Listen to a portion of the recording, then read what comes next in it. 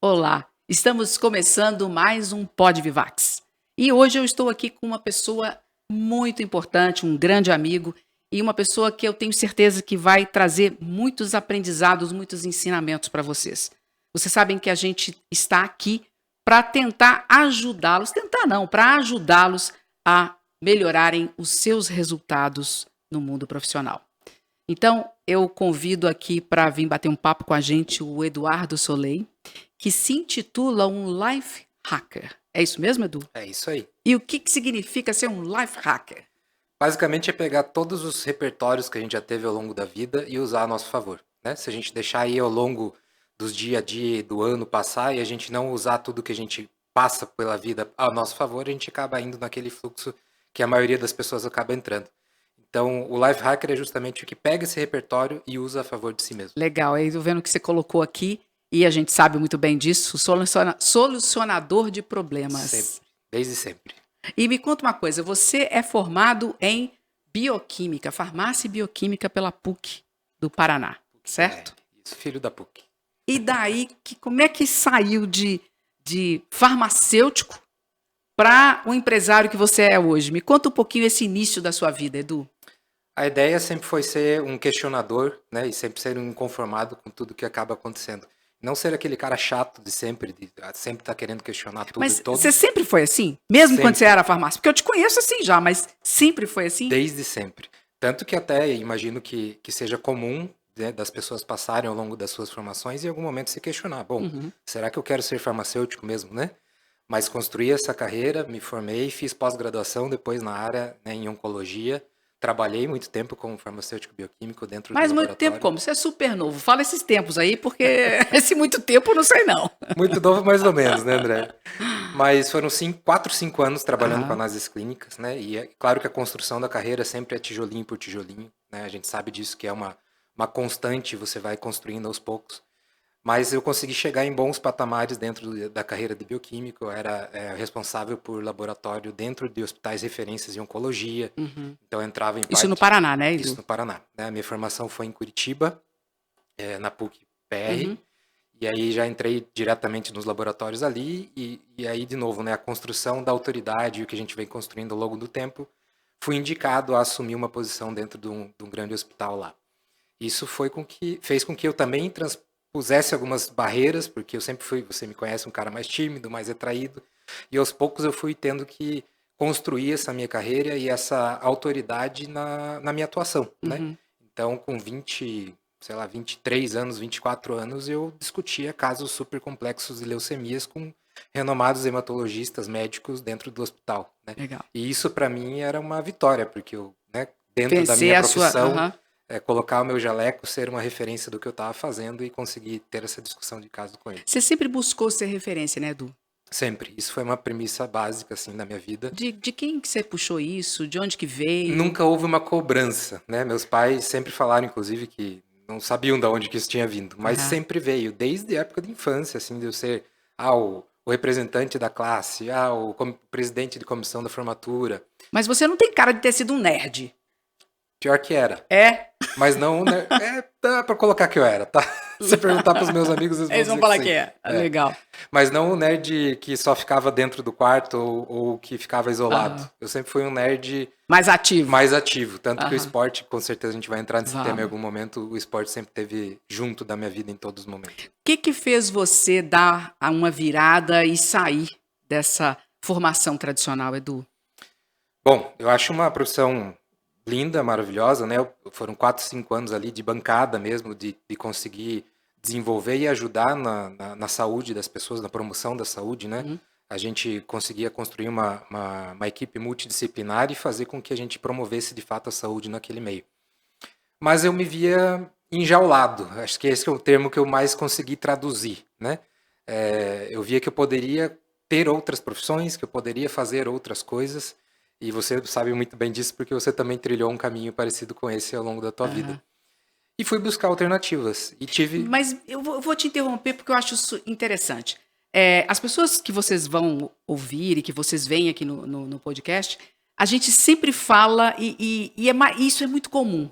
Esse termo que você usou, me sentir meio enjaulado, muda um pouco, mas é basicamente a mesma coisa. Fiquei preso, eu não via futuro, eu achava que a minha vida estava chata, enfim, é sempre assim. Como é que isso apareceu, Edu? Quando você começou a se sentir enjaulado, teve algum episódio específico?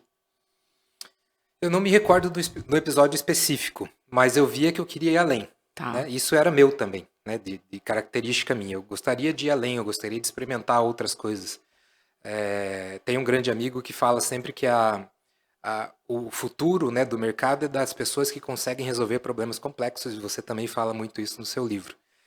E ali eu já estava entrando na tal da zona de conforto, né? Aham, Eu tinha atingido um patamar já dentro do hospital, já era uma referência, uma pessoa que estava, né? E eu entrei na zona de conforto, é o desconforto para mim.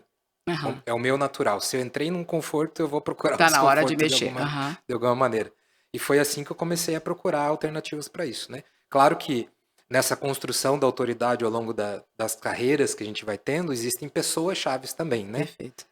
No laboratório, por exemplo, eu tive uma diretora, a doutora Kazuko, que me impulsionou a sair dali. Para ela era muito mais cômodo me ter ali, né? Aham. Ter um profissional que ela confiasse E que é estava difícil ali. ter alguém assim, né? Um chefe que te impulsiona a ir pra fora. Exato. E aí eu sentei com ela e falei, ó, doutora, eu tô com essa situação, posso, se eu fizer isso, provavelmente daqui um ano eu tô fora do laboratório. Vai, Eduardo, porque você tem esse perfil e você tem que alçar novos voos. E aí depois você foi pra onde, Edu? Do laboratório eu saí e fui para uma multinacional de embalagem, Uhum. né? É uma multinacional gigantesca Como é que você chegou lá, nessa multinacional? Porque não tem nada a ver, né? Embalagem com exato. farmacêutico.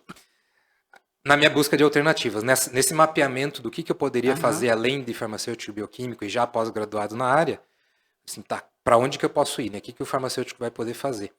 E conheci um MBA de gestão empresarial, na época isso era 2010, mais ou menos, Uhum. e isso mudou totalmente a forma como eu via as coisas, inclusive o meio que eu estava, né? Normalmente, ainda mais naquela época, quem fazia MBA, principalmente de gestão empresarial, eram administradores, Empresários quase, né? engenheiros, né? Uhum. E eventualmente alguém de RH ou um empresário dono de uma empresa que queria melhorar a gestão do Aham. negócio dele. E eu era o único cara da saúde, Você veio em 2010 que você fala. em 2010. 2010 você já estava buscando algo totalmente fora do seu escopo. Isso que eu tinha me formado em 2008, né, em farmácia. Então foram 2 anos ali, fiz a minha construção e falei assim, opa, tô chegando Visão. num teto que eu Visão. preciso Ok. transpassar essa barreirinha aqui. E aí foram 1 ano e meio ali de MBA. Eu arrastei um amigo que inclusive é dono de uma empresa, ele é farmacêutico e tem uma loja lá em Curitiba até hoje, já expandiu a loja, acho que deve estar com Aham. umas 5 lojas lá ou mais. Muito provavelmente também por conta da visão que ele teve no MBA. E no MBA eu conheci muita gente, né? Aham, Além do lógico. conhecimento que a gente tem nesses cursos de extensão, de pós-graduação MBA, é muito importante o network que a gente E faz, o você é um cara relacionamento. que é muito fácil da gente conversar, né? Um cara que é muito fácil da gente gostar e chegar. Vocês vão ver o jeitinho dele aqui, que é super especial.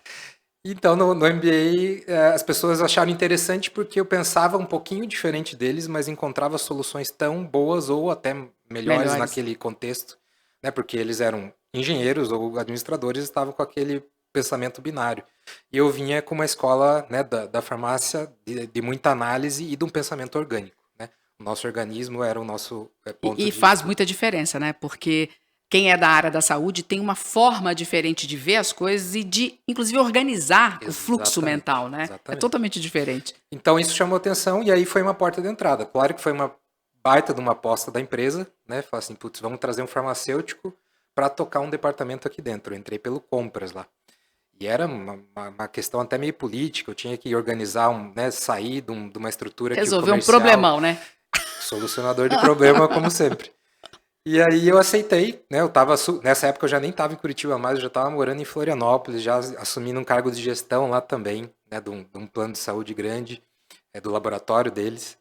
E eu, movido a desafio que sou, aceitei também essa história de mudar totalmente de área e assumir um cargo de gestão numa multinacional.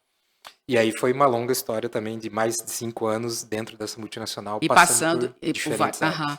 Edu, quando você estava nessa multinacional, qual que foi a principal diferença entre o Edu farmacêutico e o Edu gestor de de um departamento, de uma área específica? O que você acha que foi assim mais diferente? O primeiro ponto é que definitivamente eu saí da minha zona de conforto anterior, né? Eu já me coloquei num ponto de ser desafiado já de cara. E aí eu tive que me colocar em degraus que eu não tinha, né, nessa nova posição. Então eu tive que Começou aprender. de novo, né? Exatamente. Eu tive que me colocar num ponto que eu teria que aprender os novos processos, ganhar a confiança do time, construir equipes e aí sim passar a conseguir bons resultados, né, ao longo dessa nova jornada. E posso dizer que com louvor passei por essa nova etapa de construir bons times, de conseguir entregar resultados, né? Dentro dessa multinacional passei pelo compras, depois assumi junto com outro grande amigo, Anderson, a logística. Aham. E também foi um aprendizado incrível para nós, porque nem eu nem ele vínhamos da logística, né? Tivemos que aprender do zero, organizar toda a casa e fazer com que tudo isso Ou acontecesse. seja, está chegando na zona de conforto, mudamos de novo para a zona Exato, de exato. É uma desconforto. constante na minha vida. Quantos anos você ficou lá, Edu? 5 anos também. 4 para 5 anos, né? Foram 2 anos e meio, quase 3, gestor de 2 departamentos, né? De compras e depois logística junto do Anderson. E depois eu virei consultor de processos, né? Quando que você foi mordido de novo por aquela formiguinha que te faz sair do lugar? No meio desse tempo aí, dessa transição, eu fui acometido por uma, por uma pulguinha. Viramos ali para consultoria de processos, porque daí eu já tinha, né, mapeado praticamente a empresa inteira, tinha entradas em todos os Como todo bom departamentos, nerd, né? Vamos dizer assim, porque é uma, uma uma certa, capacidade diferente, uma né? certa capacidade diplomática também Aham. de entender os perfis, né? E aí, já no final desse tempo ali, final de 2016, eu comecei a me questionar de novo, né? Se era ali que eu queria estar, já eram 5 anos que eu estava ali, né? Doando a minha produtividade para aquele ambiente e vi que eu deveria dar mais um passo, né? Uhum. Nesse meio tempo eu tive uma oportunidade de morar fora do país, então eu fui encerrando os meus contratos que eu tinha ali com a empresa e final de 2016 encerrei para ir morar na Suíça um tempo. Tá. Quando você foi para a Suíça, a gente vai falar, o Edu é um atleta, né? Além de inúmeras outras coisas, mas o esporte já estava aí na sua vida ou ainda não? Ótimo gancho aí, porque o esporte sempre esteve na minha vida, desde a infância, né? Isso vem. Meu pai sempre gostou muito do esporte, então ele sempre teve me incentivando para que eu fizesse esportes. Não que era uma cobrança, né? Mas eu Uhum. sempre tive contato e gostei, né? Então, desde lá da época de colégio, Isso não é característico de nerd mesmo. Nerd que gosta de esporte, você exato, é um tinha nerd algum diferente. conflito ali, né? E era joguei vôlei durante muito tempo. E normalmente quem tá assistindo vai se conectar comigo. Normalmente o cara que vai pro vôlei ou vai pro basquete é porque não joga bem futebol. Eu era ruim no futebol. Então eu sempre era o último escolhido ou ia pro gol no futebol. Então tinha os times lá de basquete e vôlei. Eu caí no vôlei já com 11 anos de idade, mais ou menos. Bem, Aham. bem novinho. E aí, durante toda a adolescência e até entrar na faculdade, eu joguei vôlei. Então, uma construção até da minha personalidade, de valores, vieram do jogo de vôlei e, claro, dos outros esportes que eu também praticava. Deixa eu te fazer uma pergunta. Você falou um negócio muito importante, muito interessante. Construção de valores. O que você acha que o esporte pode trazer, Edu? Assim, de forma concreta. Bom, eu sou suspeitaço para falar alguma coisa sobre isso, mas principalmente a gente ter objetivos, ter metas e saber que nada se constrói sozinho, né? Tá.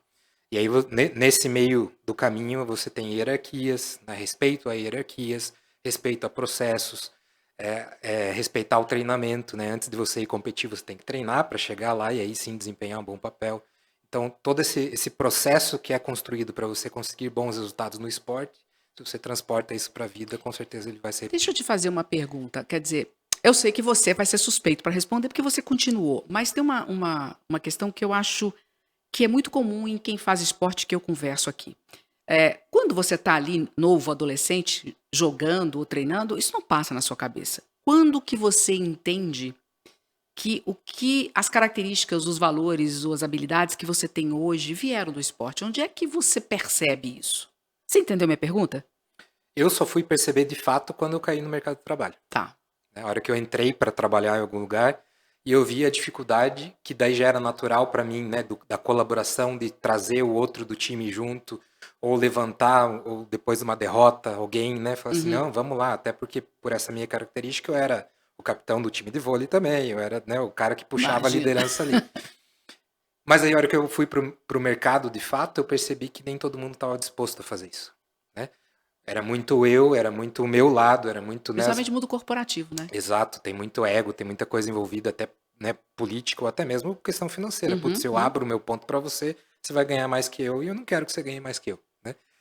E aí eu comecei a perceber, inclusive, a dar muito valor, ou muito mais valor àquilo que eu tinha construído ao longo do esporte, ou dessa construção de valores, que é o que você me perguntou.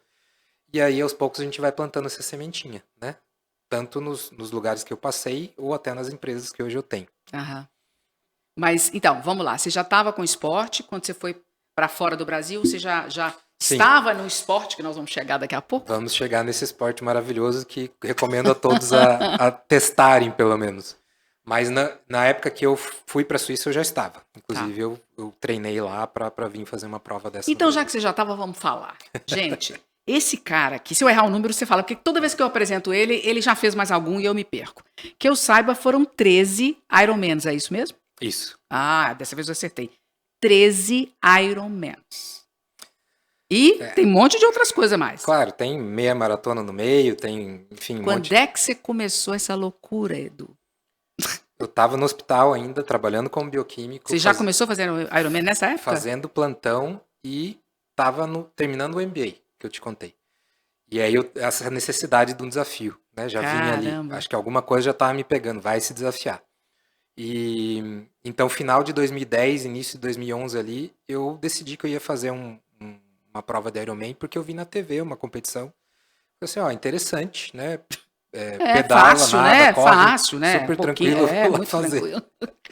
E foi uma loucura, meu primeiro. Até hoje, quando eu olho para trás e converso com o meu técnico, que é o meu técnico até hoje, inclusive, um abraço pro Homero Cachel, é um dos melhores técnicos que o Brasil já teve e tem até hoje. Eu vi na TV, isso foi já 2011, né, primeiro semestre. Falei, tô a fim de fazer, acho que vai ser legal para mim. Me inscrevi na prova e aí sim fui buscar o que eu precisava para fazer. Quanto tempo? 4, 5 meses antes da prova. Ia ser... Aliás, explica como é que é a prova aqui, porque eu nunca lembro dos números. Vamos aos números. Então, É, dos 13 Ironmans que eu fiz, são 2 full distance, né? São tá. provas de triatlon, para quem não conhece o Ironman. E nessas provas você tem que nadar, pedalar e correr nessa ordem. Uhum. O Ironman full distance, você nada 3.800 metros No mar, né? no mar. Uhum, No deixa mar. claro, é. Pedala 180 quilômetros, Pouquinha coisa, aham. tranquilo. E depois só fecha com uma maratona, 42 quilômetros correndo no final. Caramba, vamos colocar aí 42, 45, 46, 200 e quase 230 quilômetros Exato. nesse negócio. Então eu tenho 2 desses feitos em 2016 e 2017 e 11 meio Ironmans, que é a metade dessa distância, né? Inclusive para nadar é metade? Tudo Tá. metade. Então, em vez de nadar os 3.800, você nada 1.900, pedala 90 e corre 21. Também Que daí fácil. fica muito mais tranquilo, né? Vamos Muito ser fácil. sinceros. Aham. Então, com E 4 meses, você foi se preparar. me inscrevi, então, acho que foi em março de 2011, me inscrevi na prova e aí dei um Google técnico de triatlon e o primeiro nome que apareceu até pelo cara ser referência foi o do Homero. Fui atrás do Homero lá em Curitiba, eu tava morando em Curitiba nessa época. E aí o mais sem noção, né, do universo, chegou na academia que ele dá aula até hoje. Ah, eu queria falar com o Homero. Tá, mas quem é você? Não, eu sou o Eduardo e quero falar com o Homero. E assim começou a nossa relação. Ô, Homero, tudo bem? Eduardo aqui e tal. Queria treinar com você. Ah, legal, Eduardo. Você já corre? Não. Na minha cabeça eu corria, né? Corro final de semana, Homero, no parque ali. Ah, e pedala? Pedalo. Qual que é a tua bicicleta? Não tenho. Não tinha bicicleta de competição, né? E nada, assim, nada desde criança. Então tá, então vamos ver. Começa a treinar com a gente, daí a gente define uma prova para você fazer. Não, Homero, eu já tô com a inscrição feita. É daqui 5 meses. Era em agosto, né? Março, abril, maio, junho, julho, agosto. 5 meses. E assim foi. Daí ele até deu risada de mim, falou assim, sempre aparece os malucos pra vir treinar comigo. Né? E coloquei o objetivo, foquei naquilo ali e entreguei. Né? Chegou em agosto. Cara. A minha bike chegou um mês antes, né? Naquela época era bem mais difícil de comprar as bicicletas. Veio dos Estados Unidos. Um mês antes eu tive que me adaptar à bike, fazer todas as adaptações que eu precisava para a prova e entreguei meu primeiro Ironman 70.3, que foi no Beto Carreiro. Me conta uma coisa, qual que é a sensação, hein, de chegada? Vamos falar do primeiro, que o primeiro a gente nunca esquece, né? Isso é interessante até você falar, porque cada prova tem a sua história. Tá. Né? Claro que o primeiro é aquela validação, assim, se você é capaz. Né? Você terminar a primeira prova, você conseguir entregar cada parte da prova, te faz falar assim, opa, Eu sou capaz de eu qualquer coisa, consigo né? entregar isso daqui. E durante a prova, assim como ao longo da nossa vida ou da nossa carreira, a gente tem muitas adversidades, né? O mar por si só tem ondas, tem correnteza, tem uma série de coisas ali. E querendo ou não, você não está nadando naquele ambiente controlado que é uma piscina e que tem um Uma listro raia, no né? final no meio da água ali para você seguir. Então você tem que aprender a nadar e navegar durante o mar, olhar para as boias que você tem que fazer as transições, etc. E isso é totalmente transponível e você consegue transferir para a realidade do teu dia a dia. Eu desenvolvi, e acredito que muitos dos triatletas também fazem isso, por ser uma prova de endurance, mini objetivos ao longo da prova. Entendi. Né? Como você faz na vida como um todo. Exatamente, isso aí Pega uma meta grande e divide ela em metinhas, eu né? aprendi a fazer isso para mim e consegui fazer com que meus times também passassem a entender dessa maneira, né? Quando a gente fala assim, bom, agora você tem que nadar 1.900, você tem que pedalar 90 e tem que correr 21, a hora que você alinha na linha de largada, você fala assim, puta, eu não vou fazer, cara, né? É muita coisa. Ou um full distance, né? Que daí é o dobro disso. Se você realmente para analisar, você fala assim, não, Não dá. o que eu tô fazendo aqui, né? Agora, se você coloca as mini metas e coloca aquilo que você quer fazer ao longo desse objetivo maior, as coisas ficam muito mais palpáveis, mais concretas de você conseguir alcançar. Então, o meu primeiro foi muito baseado nisso. Eu vou por mini metas, né? Já de cara eu consegui aplicar isso no primeiro. Tá. Então, a primeira perna da natação, depois voltar, daí até chegar na areia. Aí vou fazer a transição, que também é quase uma modalidade dentro do triatlon, você aprender a transicionar entre Imagina, você Está fica... na horizontal, depois ficar, né? Na Exatamente, você bicicleta. passa ali 30, 40 minutos na posição horizontal. Você tem que ficar de pé, você vai ficar tonto, vai sair correndo, colocar equipamentos, capacete, tudo e sair pedalando, né? A perna deve estar daquele jeito, né? Exato. E aí você fala, pô, vou pedalar 90 quilômetros. Não, né? Vou pedalar os primeiros 20, vou me sentir como é que eu tô. E aí já conheço o percurso antes, previamente, né? Então vou até tal objetivo. E assim fui até conseguir entregar a bike. E aí na corrida é um misto, né? Porque você fala assim, bom, já foi nadei mais da metade, né? e já pedalei. Só falta correr. Mas esse só falta correr são 21 quilômetros, né? E tem que respeitar a distância de 21, que não é mole. E aí é um misto de raça com aquilo que você realmente foi para fazer ali. Né? Tem uma frase que você sabe que eu falo muito, que é o fazer o que tem que ser feito. Então eu fiz o que tinha que ser feito para eu chegar ali, apesar de ter sido num tempo curto, né? A preparação dos 5 meses. E ali eu sabia que eu tinha que fazer o que me propus a fazer. Né? Então isso também me fez dosar toda a energia que eu tinha para não gastar tudo de cara, né? Eu não entregar todo o meu máximo na natação ou na bike, mas equilibrar isso para a hora que chegasse a corrida eu conseguisse finalizar, e finalizei. Fiquei muito contente e feliz comigo E mesmo. o sentimento de finalizar?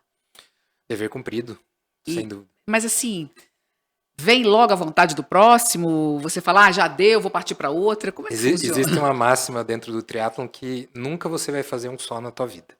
Então, se você fizer um, você vai fazer outro. E por mais que seja um esporte individual, né, é uma pessoa correndo uma prova, só que tem outras 2.000 pessoas fazendo a mesma prova. Então acaba sendo um esporte de muita interação. Você conversa com as pessoas durante o percurso todo. E é muito engraçado, porque a hora que você está naquele sofrimento absurdo Passa lá, alguém e te dá um ânimo. ou você consegue ajudar alguém, ou você chora junto com a pessoa, né? Muitas vezes de estar fazendo prova e a pessoa fala, meu Deus, o que eu estou fazendo aqui? Nunca mais venho. Daí a hora que você encontra ela depois da linha de chegada, já fala assim, e ano que vem estamos aqui de novo? Então vamos fazer de novo, né? O esforço é muito grande e aí a hora que você consegue alcançar aquela conquista, você fala assim, não, valeu a pena. E é isso que eu tento jogar cada vez mais para o nosso dia a dia, para a vida e para os locais que eu tenho Então, interação. vamos voltar lá para a tua história. Quando você foi morar fora, eu quero que vocês percebam as transições que o Eduardo está contando. Todos os nossos convidados aqui, em alguma maneira, vivem isso. E o mais importante para a gente aqui é trazer para vocês a possibilidade de sempre poder fazer coisas novas, coisas diferentes, né? De aproveitar habilidades, de transacionar com as pessoas e com as experiências também. Então a gente está indo para fora do Brasil. Isso. Como que você foi para lá e já tinha aí uns 9 triatlons, sei lá quantos? Quantos que já tinha aí? 2016 eu tinha 5 ou 6 nessa época. Tá. Foi 2016, eu estou errando as Final de contas aqui. 2016. O que você Me foi fazer me lá, encontrei Edu? na zona de conforto lá e precisava Aham, sair da zona de conforto de novo, e imagino que muita gente também tenha vontade de ter essa experiência fora em algum uhum, momento, né? Tive colegas e amigos que foram antes, né, na adolescência, e tiveram a aham. oportunidade de estar fora. E aí eu engatei na vida profissional, e aí a gente também entra num fluxo que fala assim, não, agora não dá, Foi o seu agora sabático, né? Vamos deixa dizer mais pra assim. frente. Mais ou menos isso.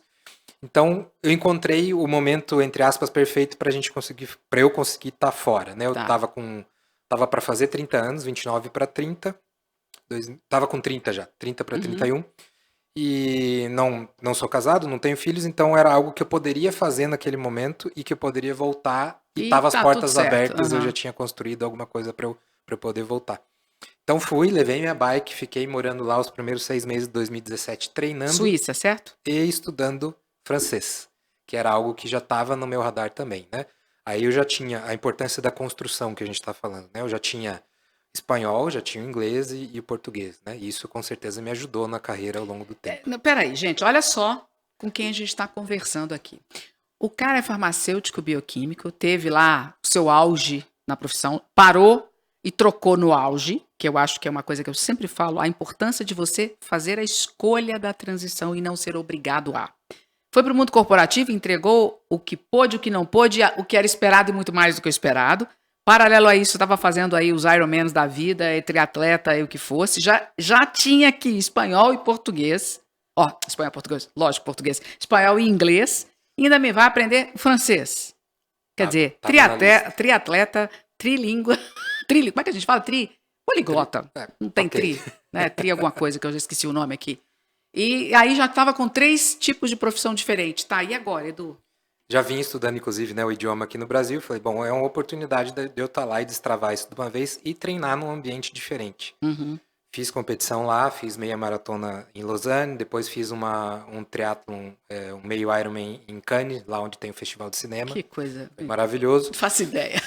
E aí, quando eu voltei, decidi que o desafio seria empreender. Tá, então vamos lá. Vamos pensar você na Suíça. Quando você estava lá, eu sei que você é um cara que internaliza muito as coisas, pensa. O que o Edu, nesse momento, depois de passar por 2 grandes transições, o que você estava pensando, Edu? Qual era o seu sentimento dessa época? Eu sabia que era um momento para eu reorganizar e juntar as forças novamente, né? Fiquei muito tempo entregando. E acho Uhum. que isso é um ponto importante da gente tocar aqui também. O descanso também faz parte da performance, né? Da gente entregar coisas grandes ou aquilo que a gente se propôs a entregar. Então o descanso tem que existir. Não que todo mundo tenha que tirar o seu sabático, isso não precisa ser desse formato, né? Mas funcionou muito bem para mim. Então eu me conectei com as coisas que me davam efetivamente prazer naquela época, que era justamente, e sempre foi estudar, né, coisas Uhum. novas. O francês estava ali para isso.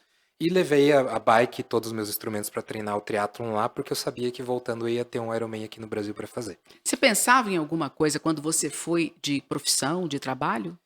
Antes de eu sair, eu já tinha me conectado com uma das empresas que eu tenho hoje, né? Eu não Tá. tinha montado, ficou em stand-by. Até o combinado com os meus sócios foi assim, olha, Eu vou se eu depois. voltar, a gente monta. Se eu não voltar, Aham. vocês tocam e todo mundo acaba sendo feliz onde tiver, Tá. né? Você é um cara que tem como característica, assim, básica e presente em tudo a disciplina.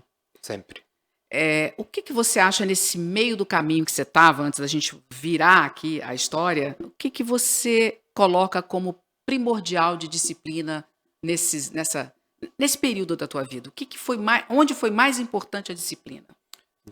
Tirando o esporte, Tudo isso que que a gente isso com contou até certeza. agora, é sempre querer dar meu melhor sempre. Esse é um fato que sempre aconteceu comigo e eu acho que a gente poderia passar a entender um pouquinho melhor como que a gente pode fazer isso ao longo do nosso dia a dia. E não naquela coisa meio tóxica que a gente tem que ser o melhor, mas é o seu melhor, né? Na história que o Cortella sempre fala, né? Entregar o melhor que você tem nas condições que Que você você tem. tem. Mas é possível entregar o melhor naquelas condições. Sempre é Uhum. possível. Não entrar naquela linha na mediocridade, né? Que ele também acaba sempre tocando no tema. E eu nunca aceitei ser medíocre, eu nunca aceitei estar nessa média, eu sempre quis ser o cara fora da linha lá, porque eu sabia que se eu entregasse ali, eu ia estar fazendo bem para mim e, consequentemente, bem para todas as pessoas que Bom, estiverem você ao é meu redor. competitivo. Eu sou competitivo, mas não necessariamente com os Não, outros. não, tô falando com você mesmo. Sim, eu quero Muito. estar melhor sempre. Você não se sente cobrar? Você não se sente se cobrando muito? Muitas vezes eu me peguei nessa posição, mas daí eu entendi que eram os momentos de pausa, Tá, né? Por ok. isso que eu falei da importância da pausa na performance. Você tem que, em algum momento, dar esse respiro para você reorganizar a casa e voltar, né, fazendo um movimento de propulsão lá para frente e Tá, então passar dessa etapa. depois da sua pausa na Suíça, você voltou para o Brasil e aí voltou para onde e foi quando você começou o que você faz hoje, que é ser empresário, vamos dizer assim. Exato. Quando que você voltou e onde você foi? Eu, vol Curitiba, São Paulo, para onde você eu foi? voltei diretamente para fazer o Ironman de Florianópolis, o Full de 2017. Fiz o Ironman e aí eu tava com a bateria totalmente recarregada, né? Depois dessas Fazendo, quilometragens todas, você estava com a bateria recarregada. fazendo mais um Ironman. E como eu já tinha deixado, né, com os possíveis sócios lá em 2016, essa possibilidade de virar empreendedor, a gente decidiu tirar do papel. Junho de 2016 nós sentamos. Agosto nós fomos visitar a cidade que a gente montou uma clínica odontológica, que é em Indaiatuba. Uhum. Agosto, setembro. Em setembro eu me mudei para Indaiatuba. Em novembro a gente inaugurou a clínica. Uhum. Então eu até brinco quando eu converso com as pessoas, e até em entrevista com o time, quando eu vou contratar alguém, eu falo, ó, quando vocês precisarem de um mestre de obras, também me contrata, Porque você porque também em fez. 2 meses eu fui lá e grudei pia, grudei rodapé, fiz aquele negócio acontecer, né? Ô, gente, tô achando que, ó, pra você que tá aí, o Edu é o marido ideal, faz tudo. Marido de aluguel. É o marido ideal. Mas, Edu, Então, esse momento que você voltou e que você fez tudo, como é que você estava? Você estava com o gás todo? Como é que você estava? Porque eu acho muito importante a gente falar dos sentimentos, né? Daquilo que move a gente mesmo. exato. Eu tinha consciência do que eu já tinha feito até ali, né? Tanto na carreira como bioquímico e depois na carreira como em mundo corporativo e entregando os resultados lá numa multinacional. São duas experiências completamente diferentes. Vivi 2 mundos completamente diferentes, né? Já em conversas nossas eu já te contei que na época que eu assumi, por exemplo, a logística lá nessa multinacional, uma das primeiras atividades que eu fui foi carregar caminhão junto com o pessoal que carregava o caminhão. Eu tinha que entender como é que eles faziam aquilo lá para depois, em algum momento, melhorar aquele processo, né? Então eu sabia do que eu tinha construído até ali. E estava me lançando para o mundo do empreendedorismo, né? Que não necessariamente as pessoas têm que passar por uma empresa ou algo antes de ir para lá, Uhum, mas querendo ou não, você tem uma escola muito boa vivenciando aquilo lá antes de chegar com no certeza. mundo do empreendedorismo, né? Já tinha feito um MBA, então já tinha construído uma base, né, Teórica boa boa, né? para Também. fazer aquilo Teórica e ali prática. Aham. funcionar. E aí eu tive esse ano sabático, né, esses 6 meses ali, a hora que eu voltei, então realmente eu estava com essa sensação de, bom, chegou a hora de eu fazer todo aquele esforço para algo que seja meu, né, para um negócio que eu consiga coordenar e comandar aquilo dali como um todo. E aí foi um grande desafio de fato, né? Construímos a clínica em 2 meses, inaugurou lá finalzinho de novembro de 2017, e aí foi uma crescente também. A gente iniciou com 3 cadeiras odontológicas e em 2 anos a gente dobrou a capacidade de atendimento da clínica, né? Então a Uhum. gente, E aí é quase pandemia, né, Edu? aí veio pandemia, né? Bem pré-pandemia a gente estava voando, né? Vendendo muito bem, atendendo muitos pacientes. E aí 2020 teve o fatídico. Foi um grande desafio também nessa época, né? Um pouquinho antes disso, só para a gente não perder a linha do tempo, eu virei sócio de mais um negócio. Uhum. 2019, pela minha profissão ter sido, né, de farmácia e bioquímica há muito tempo, aquele mesmo amigo meu que dividiu a logística comigo lá atrás na Na multinacional. multinacional, estava num coworking e conversou com uma menina que estava lá tomando café com ele e a pessoa queria fazer uma marca de cosméticos. Ela tinha uma loja de cosméticos orgânicos, veganos e naturais. E ele me ligou na hora e falou assim, Edu, quão complexo é fazer isso? Eu falei assim, bom, é um pouco complexo, mas dá para fazer. Então tá, então agora a gente é sócio e a gente virou sócio da menina aqui, tá? Falou, tchau. Foi assim. E montamos a sociedade, a empresa, e foi muito legal durante 2019. A gente conseguiu tocar muito, muito bem esse e-commerce, eram produtos diferenciados do E-commerce, mercado. tá. Vamos fazer uma pausa aqui. Você já está aí, dono de 2 negócios, treinando direto. Vamos para a disciplina. Como que você organiza seu dia? Agora você tem mais negócios ainda, mas assim, aqui começou a dividir bastante, né? Porque antes você tinha um emprego, vamos dizer assim, e você tinha o esporte. Como que você começou a dividir isso? Porque um grande problema que todos os empresários trazem aqui, quando a gente conversa, é gerir um negócio, funcionário, e a gente vai chegar lá, que é a ideia desse podcast, fazer com que as pessoas entendam como é que se trabalha hoje em dia, né? Então, como é que estava a sua disciplina? Como é que você fazia com a disciplina para cumprir isso tudo, Edu? Definição de prioridades é básico, né? O que que eu quero para minha vida? Bom, eu quero sim ser bem-sucedido nos negócios, mas eu não quero deixar minha saúde de lado, né? O esporte, apesar de ser um esporte de endurance, né, um triatlon da vida, ele me traz saúde. Eu consigo manter bons hábitos para que eu entregue tanto bons resultados no esporte e, consequentemente, isso me traga benefícios durante minha vida de empreendedor ou se eu fosse funcionário, como eu comecei na época lá do triatlo. Então, essa definição de prioridades é fundamental. Uhum. Outra ferramenta que eu acho indispensável que a gente tem que ter é a agenda. É básico, é um dispositivo de alta tecnologia que pode ser de Básico, papel. mas difícil, viu? Pois é, o básico nem sempre é fácil, né? Se você é o cara do papel, usa agenda de papel. Se você é o cara da tecnologia, usa tecnologia, né? Tem inúmeras ferramentas grátis, né, que você pode usar e que te dão um ganho absurdo de organização, né? Eu não vivo sem agenda. Até falo para os meus sócios, ó, se não tá na agenda é porque não existe. Eventualmente, quando dá algum furo, eu falo assim, ó, não estava na minha agenda, desculpa, então não existia para mim, né? Uhum. Então isso aí foi básico para que eu conseguisse fazer com que as coisas caminhassem. Mas você tem bloco, você divide em blocos o seu dia, por exemplo, você sempre treina de manhã, como é que é o teu bloco de atividade? A definição de uma rotina também, né? Isso Tá. faz com que as coisas aconteçam. A partir do momento que você define a tua rotina, e cada um vai definir a sua, tem gente que vai preferir ter a leitura de manhã e o esporte de tarde, ou o esporte de manhã e a leitura de noite. Enfim, você vai encontrar o seu melhor modelo para que as coisas funcionem. Mas para mim, né, o meu normal, desde 2014, por aí, quando eu fui encontrando o meu melhor modelo, é de manhã, minha meditação e yoga que faço já há muito tempo, treino, e aí sim começa o meu dia. Por quê? O que que eu entendo? Que a partir do momento que eu cuidei da minha parte mental e física, eu tô com o meu corpo alimentado, né, e minha mente pronta para tomar as melhores Quanto decisões. tempo de treino, Edu? Porque você deve estar, a gente está falando de nadar, de pedalar, de correr, enfim. Você cada dia faz uma coisa? Como é que funciona isso? Depende dos ciclos de competição, né? Se são competições maiores ou menores e quando elas vão acontecer. Mas mínimo por dia é pelo menos 1 hora e meia, né? Seja de qualquer esporte que seja. Tem dias que são esportes casados, né? Então vai pedalar e correr, treinar a tal da transição que eu te falei, que é uma outra modalidade quase dentro do próprio triatlon. Então eu separo sim uma grande parte do meu dia, né? Para mim funciona a parte da manhã. Então eu sou o pessoal do clube dos 5 da manhã aí, 5 e meia da manhã eu já estou acordado, mas cuido da minha mente e do meu corpo. É isso que eu faço para acontecer durante o meu dia. E depois disso aí tudo começa a fluir bem, né? Mas eu sinto, e para mim funciona dessa maneira, eu quero frisar bem isso, que cada um vai encontrar o seu modelo, que de manhã eu consigo tomar as melhores decisões depois disso, né, do trabalho. Então as reuniões mais importantes eu coloco ali antes do almoço ou logo após o almoço. E depois as outras tarefas eu vou deixando mais para o final do dia, até chegar ali 6, 7 horas da noite eu já tô com uma bateria baixa. Vou começar a reorganizar meu dia de novo.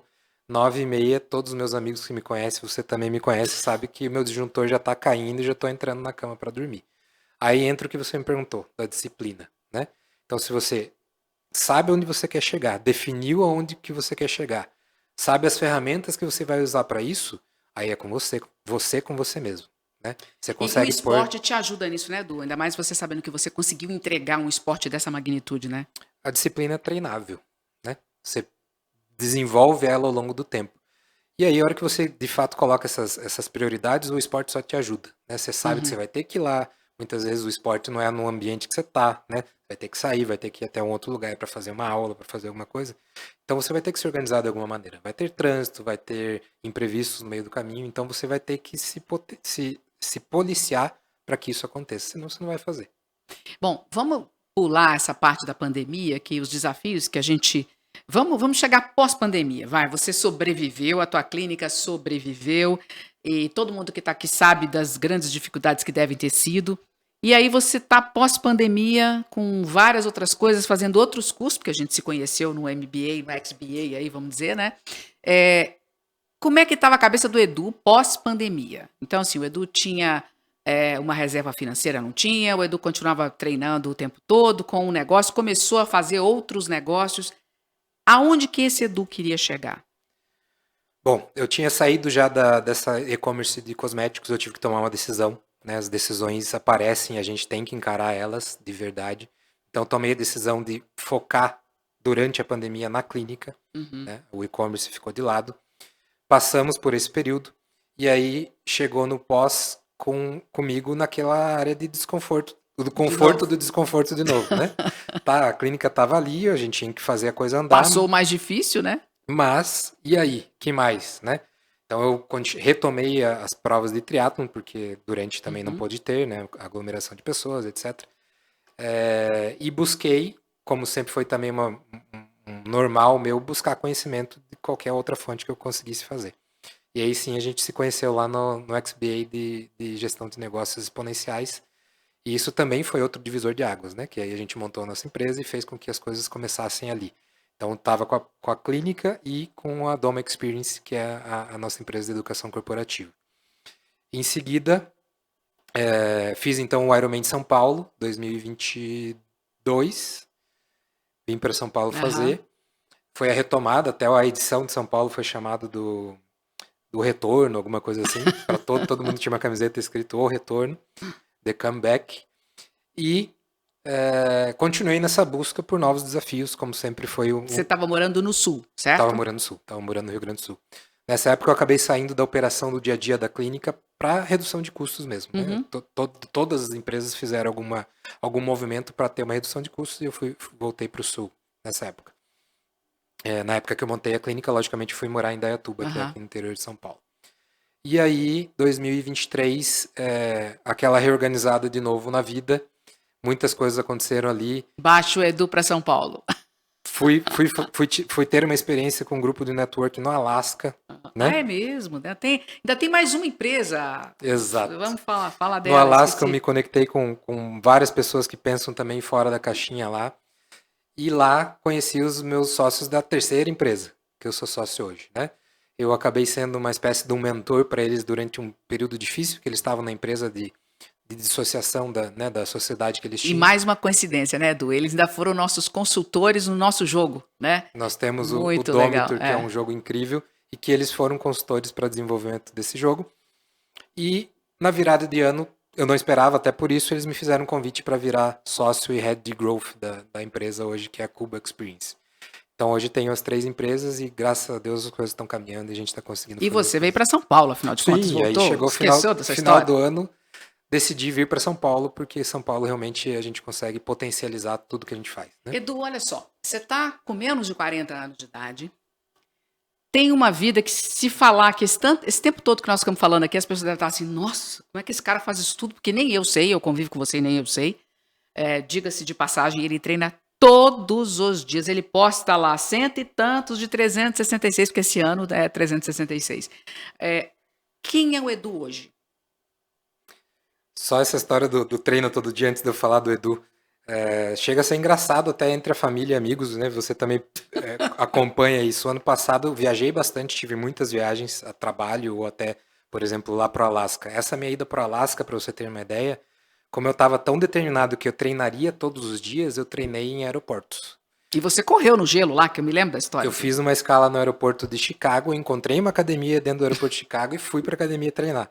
Cheguei no Alasca, todo mundo lá curtindo, tomando sua cervejinha, etc. Daí, de repente, veio um maluco passando no meio do gelo correndo. Era eu que estava correndo lá. Não quer dizer que eu não tomei minha cervejinha também. Eu fui tomar depois, mas primeiro, prioridades, né? Então, ano passado eu treinei todos os 365 dias do ano e esse ano eu continuo 100%. Eu tô aí com 120. Hoje ainda não treinei, vou treinar um pouco mais tarde, porque eu tive reunião de manhã. Até porque a Cuba Experience tem as entregas, tem filial lá em Portugal, né? Então às vezes o fuso faz com que eu tenha reunião mais cedo do que o normal. E continuo 100%, então vamos ver se esse ano eu bato os 366 dias por ser o ano bissexto, né? O Edu hoje continua com a sua essência, né, de buscar sempre ser melhor, sempre evoluir mais, mas não só para mim. Eu acredito muito no que a gente está fazendo aqui para complementar o ambiente que a gente está. Né? Eu acredito muito naquilo que a gente tem para entregar para os outros. E automaticamente, se a gente cuida de si mesmo, consegue estar bem fisicamente, mentalmente, profissionalmente, em qualquer aspecto que você queira tipificar dentro da sua vida, você automaticamente começa a construir coisas positivas ao seu redor. Então isso sempre foi uma premissa e eu continuo sendo esse cara desde lá de quando eu comecei a me entender por gente, quando entrei no mercado de trabalho e falei assim, opa, eu vou ter que me relacionar com outras pessoas e entregar algumas coisas aqui, né? Então eu continuo nessa mesma pegada, eu tô lá com os 3 Ironmans, quero fazer o 14, 15, enfim. Você tem mais uma pós-graduação que você está fazendo? Você esqueceu dela? Exatamente, temos aí, não ia parar, né, de estudar, Ah, sempre estudando. Eu tô terminando uma pós-graduação em neurociência, né? já Na está PUC, terminando já? já tá aí nos últimos meses. A PUC tem um programa super legal de neurociência lá, e sempre foi algo que me chamou atenção, né? O comportamento humano, e aí baseado naquilo que eu sempre gostei de, que é estudar a fisiologia, entender como que o nosso corpo funciona, ainda mais o nosso cérebro, que é uma máquina, um computador de ultíssima geração e acho que Pouco usado, né? nunca vamos conseguir chegar próximo do processamento que o nosso cérebro tem. Então é mais um título que em breve vou ter aí, mas eu uso ele de uma maneira para aumentar e melhorar essa produtividade minha e, consequentemente, né, conectando com isso que eu estava falando, dos ambientes que eu estou inserido. Né? Edu, você como empresário, como gestor, traz para a gente as dificuldades que você encontra com os teus profissionais. Por quê? Como eu falei antes, a ideia desse podcast aqui é ajudar mesmo e mostrar para os jovens que o mundo não é bem esse que eles estão achando que é, né? A dificuldade de se trabalhar, de comprometimento, enfim. O que é, ou quais são as maiores dificuldades que você encontra hoje? Que conselhos você daria para esse pessoal que nos assiste? Você falou uma palavrinha mágica que eu tenho sentido muita falta, esse comprometimento. Né? E esse comprometimento não é só com o empregador ou com aquilo que você está abrindo a tua empresa, enfim, não interessa qual o caminho que você está tomando, mas primeiro o comprometimento com você mesmo. Né? Eu vejo que está se deixando de lado esse comprometimento de você tentar ser um bom profissional, de você tentar ser uma boa pessoa, de você tentar ser um bom filho, né? De novo, bato na tecla do ambiente ali. E tenho sentido muita falta disso, né? Nas contratações que a gente faz, seja qual nível que seja para um nível técnico super, né, alto, especializado, ou num nível mais de entrada do mercado de trabalho, é muito difícil conseguir trazer essas pessoas para o nível de comprometimento que a gente precisa, né? Dessa entrega de falar assim, opa, aqui eu sou uma peça importante dentro do todo, e além disso eu tenho processos. Né? Todo mundo, acho que ficou meio que jogado de fora a história dos processos, do passo a passo para se construir alguma coisa, porque, querendo ou não, a gente vê o mundo de redes sociais e, né, de gente que Parece que é explode. tudo assim, né? Exato, é tudo automático, né? Clicou ali, apareceu 2 vezes nas redes e sou um milionário, tenho iate e moro de frente para a praia. Ok, eu acho que tem gente que consegue sim, e que bom que conseguiram. Não estou desmerecendo esses que conseguiram. Mas isso aí é a mesma coisa do jogador de futebol. Quantos são Neymar? Uhum. Quantos são Messi? Quantos são Quantos Cristiano se Ronaldo? mantém, Neymar, e quantos se mantém Exato, nessa, exato. né?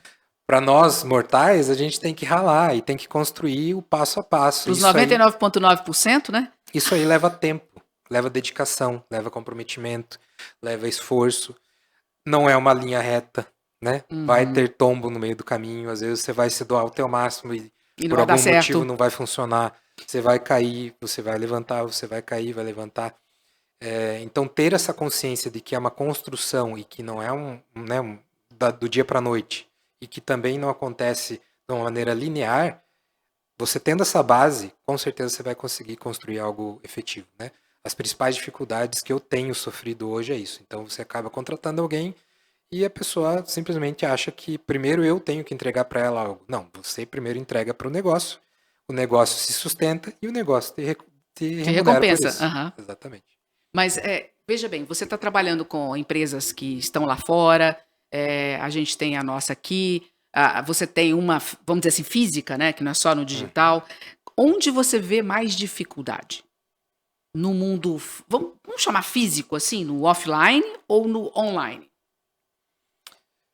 Não vejo tanta diferença, para ser sincero, tá? Tá. O sentimento é o mesmo, porque mesmo quem está no físico, né, no offline, acaba sendo contaminado de certa maneira com aquilo que está acontecendo no online e acha que pode pular esses processos, né? Pular a etapa. Já aconteceu de situações de funcionários querendo falar assim, não, eu não trabalho assim, primeiro eu quero isso, depois você depois eu te entrego isso. Falei, bom, então Então, tudo tchau, bem, né? né?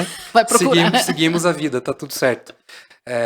Esquecem, né, que de fato a gente tem que construir tijolo por tijolo. Não existe uma casa se você pular os tijolos e construir o teto direto. Não vai ter sustentação. E uma coisa muito interessante, né? A gente sempre fala aqui, todo mundo que tem sucesso tem sempre a mesma questão. Tem garra, tem determinação, tem insistência, né?